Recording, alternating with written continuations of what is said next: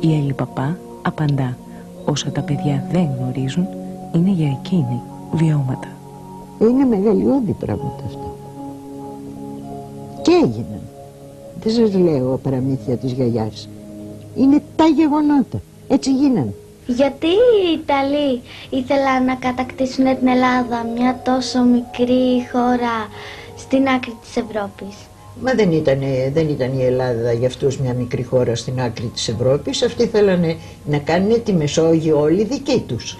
Και λέγανε ότι η Μεσόγειος θα γίνει Mare Nostrum. Η δική μας θάλασσα. Όχι, βροντοφώναξαν οι Έλληνες. Η Ελλάδα και η θάλασσα που την αγκαλιάζει δεν χαρίζονται στους Ιταλούς. Τα παιδιά κατανοούν. Στην ιστορία υπάρχουν στιγμές όπου ο πόλεμος είναι αναπόφευκτος. Θα πολεμήσεις εναντίον του για να κρατήσεις τη χώρα σου σε σένα, στα δικά σου χέρια. Μάλιστα. Πολεμούσαν ηρωικά και τους είχαν καθυλώσει, τους διώξαν τους Ιταλούς πέρα. Αν οι Ιταλοί είχαν τόσο μεγάλο στρατό, πώς οι Έλληνες τους νικήσαν? Μα τους νικήσανε γιατί οι Έλληνες είχαν το κουράγιο.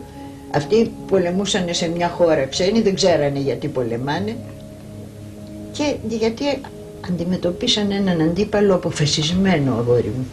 Και όταν είσαι αποφασισμένος, έχεις ψυχή. Και η αντίσταση αυτό είναι. Πρώτα απ' όλα είναι η ψυχή. Ακούστε το κάλεσμα της ιστορίας. Αντισταθείτε στην αμάθεια. Όταν η ιστορία έρθει και σου ψιθυρίσει στα αυτή, έλα, πηγαίνεις.